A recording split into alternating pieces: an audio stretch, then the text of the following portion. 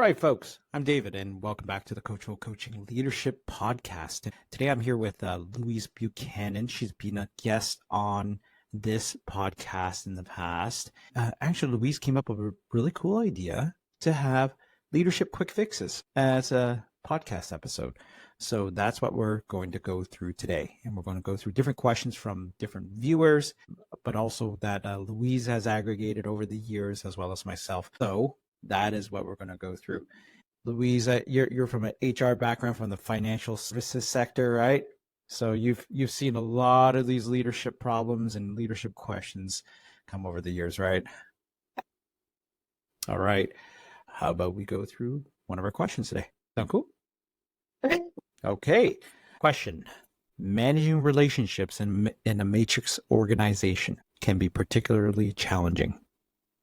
What are the complexities involved, and how can a leader navigate them successfully? Again, I think this question is built for you right there. Yeah. You know? Big bank. Tell me Oh my more. goodness. Tell me more. And tell me HR is not matrix. It's everywhere, right? You have colleagues in the centralized groups like payroll and learning and then you've got your colleagues supporting the business. And you're trying to deliver for a client, let's say, and you need those people behind you to get it done. And so, yeah, that matrix organization is complicated because you have an initiative to get done and you need all these team players, but your priority needs to be their priority. And that's the tricky part. Your priority, their priority is your priority? Or your priority needs to be their priority. So, yeah, you got overlapping reporting structures, right? And so if their boss is like, no, you need to work on this and you need them to work on it, right? So you really need in that matrix organization, the top of the house aligned on where everyone's allotting their time. Because if it's siloed, then there's competing priorities that you'll never be able to get anything done with.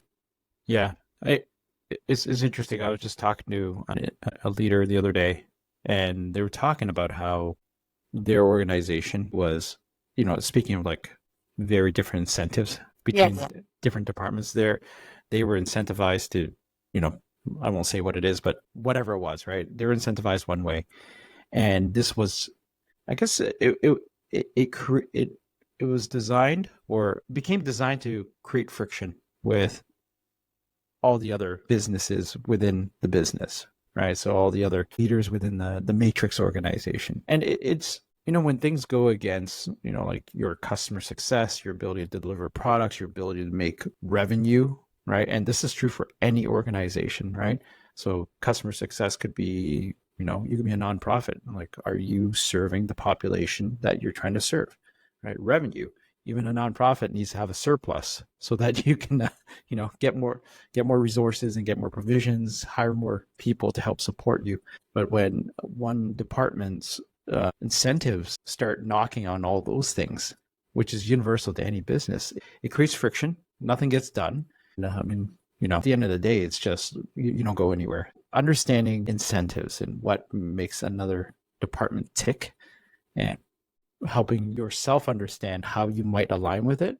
And if it doesn't align, you got to call it out right away, right? Yeah, right away. It's just like, hey, I don't see how this aligns with, helping our customers, helping our products get delivered, helping us cut costs, helping us grow revenue, whatever you're trying to achieve. It's so important to just align on those incentives from the beginning. Oh. Yeah, and I would say at the bank, it was so interesting at one point, because you would think the customer is everyone's priority. Well, it was for the revenue generators, but all the corporate areas were like, no, you're my customer, right? And so they were doing whatever the business was saying, but no one was looking at the one customer, because there's one customer across many different businesses, right? Yeah. And so there's danger when you think you're doing the right thing, helping others. But if you're all not looking out for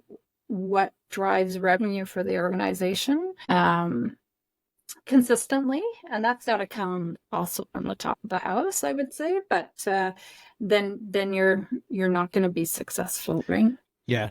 There's one thing I love about where I work, and it is, and they haven't said it like this, but it is implied in how they train us, and how they talk, all the leaders. It's every single individual in this company, from sales, and put that aside, to legal, to anyone. You are in sales. What's that mean? You are the face of this company. You represent our company. So when you go outside, you got to put on your best hat, and you got to understand what our company stands for and what we're trying to accomplish. And that's something our CEO believes in. Like, I don't care if you work in accounting. If you meet a customer at a coffee shop and they say, "Hey, what do?" You better be able to rattle it off in 10 seconds how we benefit other customers. And so they really live by that code, right? And I agree with that. Conversely, I also believe every employee is involved in customer success, right? Customer support, customer success. You're there to make every customer successful. And that all ties in back to, revenue and such. But that needs to come from the top, though, as Yeah, you're saying. It needs to yeah. come from the top. Anyways, But for folks, yeah. Yep. I was just gonna say, but you could, even like in decisions you're making or work you're doing, even if you're 3 levels away from the customer, if you could ask yourself, is this going to add value to the customer at the end of the Yeah. day? And if I don't know, I should find out, right? Like, Yeah. then you're doing value added work as well. Yeah. Yeah. And it's too easy. Like when you are and like, kudos to anyone working the operation side and everything. Like, there's, geez, like you can't run a business without operations, sales operations, business operations, customer operations, supply chain. Like, but yeah, there's a reason why this institution is around, right? And again, this is applicable to whether you're in the private sector, the nonprofit sector. It doesn't matter. We're all part of one organization, and we got to be marching in the same direction. And if your actions is going, just causing roadblocks, there's a problem. Yeah, there's a problem. Unless the roadblocks are good roadblocks, like ethical and legal. yeah, Things that are going to get your ass sued yeah, for millions of dollars. yeah. Yeah, that's those are good roadblocks, right? So Yeah, so to summarize, I think that the communication skill, we talked about trust, building relationships, clear expectations, and making sure everyone's aligned regularly on the goal is a great way of managing in that matrix organization. okay, so the question that we have right now is, what are key attributes of leaders who inspire, impact, and innovate? And what steps can I take to start developing these qualities in my own leadership style? So what do you think? So what do you think Yeah, about this one? yeah. So let's talk about trust again, right? So we've brought trust up a few times. And how do you have that trust? Well, you show empathy, you show resilience, you show that you're there for everyone, and that you're there for their development, their growth, the business's growth, so that they can understand that you've got their back. Yeah, having people's backs. When I look at this question about like leaders who inspire, impact, and innovate, I want someone who has my back. I need to trust them, right? Now, if I trust them, though, what I don't expect them to do is always be super nice to me, if that makes any sense. Yeah, Like, yeah, I know they have my back. That's got to be important. But I know they're going to push me to be better and do better. And I got to trust they have my back in the process. So, one of the early in my career, one of the key things I heard, I think it was Jack Welch at GE said, right? yeah. He was a personality. Let's put it that way. But one of the things that resonated, what he said was that, a CEO, or quite frankly, any leader, you're a chief meaning officer. And when you are trying to help people, inspire people to march towards a new goal, you got to give help them understand why. So he laid it out as, what is it that we're trying to do? Why are we doing it? And why does it matter to you? Those three things. That's the inspiration part, right? And the communication.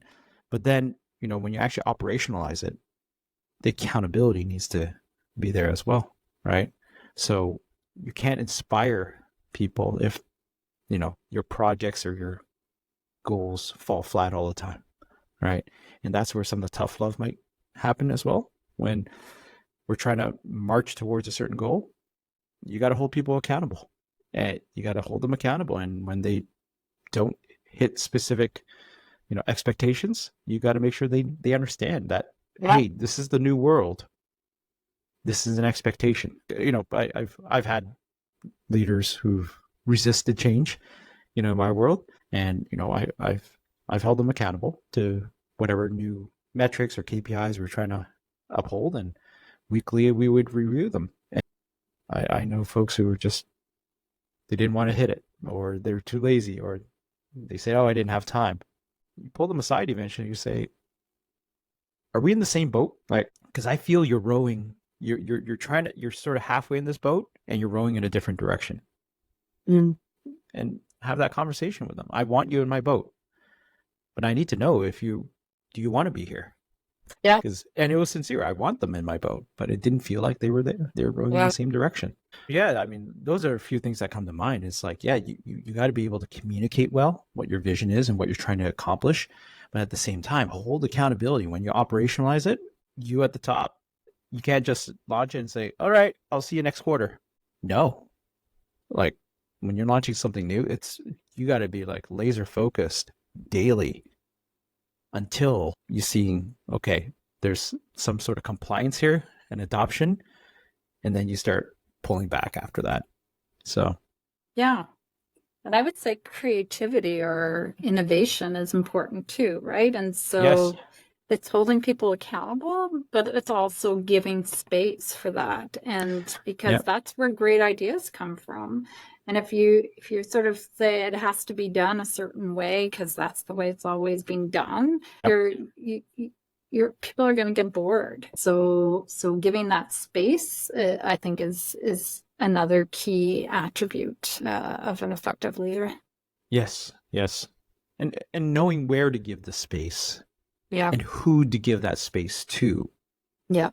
right? Trust is not given; it's earned. Or what was the other one, Louise? Trust but verify. Yeah. People are going to think Yeah. I wield a big stick here, Yeah. So, but what I've learned is you can't be all stick, and you can't all be like, oh, everything's fluffy and it's all about the carrot. You got to know when and who you can give that space to, right? And for what can you give the space to?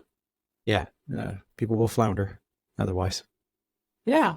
And I think how you can start to develop these capabilities, if you're not in a leadership role, but you aspire to that, is reaching out to those leaders that you admire and having. I heard someone says on one of the podcasts, question meetings.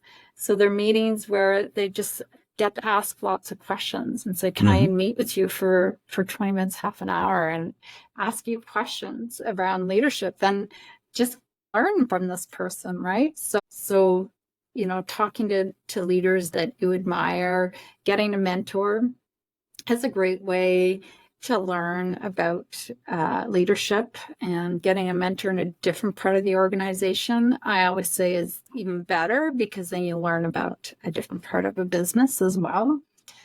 You can take courses, right? You can take leadership managerial courses. So there's all sorts of fun ways to sort of start building the skills before you even get to the job.